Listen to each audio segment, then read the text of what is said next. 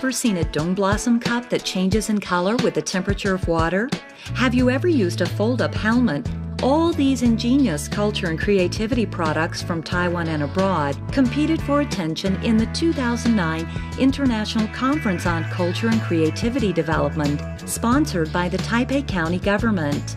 The county government also invited the father of the creative economy, John Hawkins, and 15 other experts and scholars from various nations to participate in the conference, exchanging their experience and information about the current progress of culture and creativity industries around the world. 所有的建设、所有的工作，甚至教学，甚至生态的环境、低碳，都要把文化创意放在里面，让它变成一个主轴。Not only has Taipei County expanded its international perspective by holding a conference on culture and creativity, it has also effectively heightened its own competitiveness through this measure. Welcome to this special edition of Creative City and its People. Today we're here to look at a top issue among all governments around the world, as cities maintain its competitiveness through all kinds of innovations. Oftentimes the environment, including social, cultural, and ecological challenges, demand new solutions, and one might term, using today's topic, creative solutions. Joining me in discussing this topic are three distinguished guests. Allow me to introduce them. From my far right, Governor Chu Xi-wei of Taipei County. Governor Chu, thank you for coming. Okay. Then we are looking at the foremost, sometimes people will call it the father of creative economy, Mr. John Hawkins. John, welcome to our program. Glad to be here. And the leading economist, Dr. Charles Gao, who was also my first boss since 1980s, an advocate of new concepts and a practitioner of knowledge economy. Dr. Gao, welcome to our program. Yes, my pleasure. Before we dive into today's topic, I have a personal question for Governor Chu. You wear jeans, polo shirt, and sneakers. Yes. You termed your government jeans government, which in many people's views are quite novel, quite creative. Perhaps you can comment on this idea behind what you're trying to do. Okay. What's your impression about governments, especially those people who work for governments, stereotyped, conservative, bureaucratic? And all those people who work for the government carries that name, and psychologically they believe, they are stereotyped, they're conservative. So the best way to free their mind and help them to have creativity is to change the way they dress every day to office.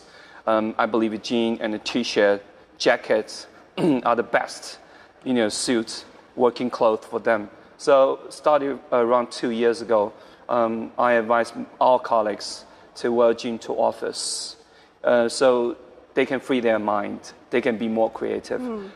They don't look that bureaucratic, but actually that affects their manner about their work, the way they interact with the people. I think it's a big progress, but it's like breaking the rules. But if you want to make your colleagues be more creative, you must free their mind, their stereotype thinking. And I think it's a good start. John, this seems to echo your theme that anyone can be creative. And then you certainly also advocate creativity can increase efficiency and productivity. So how would you comment on Governor Chu's thesis? And in addition to that, this is your third trip to Taiwan. Yes. And we certainly would like to know what's your impression this time around and probably your new messages to us. Well, I think this is great. I mean, he's sent a message out, as I understand it, to the people that I'm one of you. I'm not a distinct tribe that you can't communicate with, but I'm one of you. And I think that's a good message to send out. I think probably if the government had been wearing T-shirts and jeans for 100 years, you should have worn a suit. You're right. There's nothing more creative about suits and T-shirts. But I think to send out a shock is always good. And to say that I'm sort of like you. I'm starting from the same place as you are every day, every morning. I think that's a great message to send out.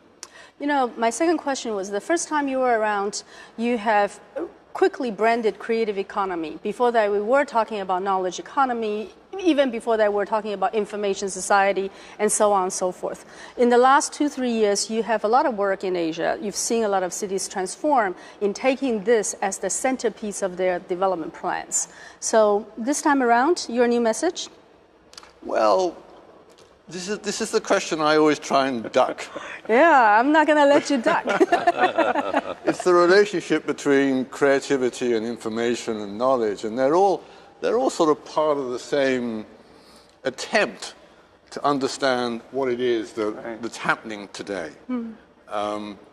My life has been spent in film and television, so I come from the creative industries, if you like, and what I like the word creative and creativity because it implies change and movement and a little bit of risk-taking and going out into the unknown.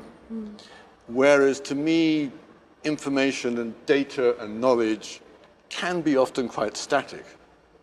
So if you like, creativity acts upon knowledge and is the process whereby we use knowledge to come up with new ideas. So now this is the time when economists will have to interject. Certainly from over, close to 30 years ago when you first came back, telling people it's not just GDP, it is the quality of life that matters. Yes. And then you were a practitioner in the knowledge economy. You've brought one after another major ideas back into the society, but at the same time also push for the economic and balanced economic growth. So economists' point of view? Well, I think the result is a very mixed one. On the one hand, we see Taiwan's per capita income is rising, but slowly, certainly not in the past 10 years. We're at now around 116,000 US dollars per capita income. We have not made much progress in the past 10 years. But on the other hand, people, particularly the civilian sectors, have devoted a lot of their energies and the resources try to promote the quality of life sector. But then I as economists, well, Governor, it's not the way you look, it's the way you perform. Yes. And I'm glad to see he has also performed well. So good dress with good performance, and that is the right combination. Yeah, that's a good message. All right, back into our theme, creative city and its people. Certainly, that has been a centerpiece of your master plan, both in this current term and also the blueprint you've advocated through your campaign currently. Now, we know that Taipei is a place with multicultures, has a lot of new developments. In your view, if you were to convey to some outsiders, what are your master plans? Okay. Well, at the very beginning, it's a long story because Taipei County was seriously polluted. The environment was not pleasant at all. So you must create an environment for creative people to have creative ideas. But living in that kind of polluted, dirty areas won't work. So my first step is try to clean the city. And Taipei County has just won 2 consecutive years the cleanest city among 25 cities in Taiwan. Okay, and then the second step, we want to have more trees, plants, natural beauty, everything, clean the river. And also we want to encourage more birds or fish into our environments to make our natural environment much more diversified with the species. And we already have a lot of artists living in this county. If we're talking about professional level, we're having around 5,000 artists. We have a lot of dancing groups, performing groups living in Taipei County because this is a beautiful area. Once we clean the area and we invite them to live in a very, very encouraging environment. What I mean encouraging environment is like you have to work with them. You have to find platform for them. You have to find market for them. Because they are making a kind of a poor living in Taiwan because the market is so small. People didn't care about creative living in the past. People just think if we can barely make a living, if we can feed our children, and well, that's okay. We can bear with that kind of standard of quality of living. But things are changing.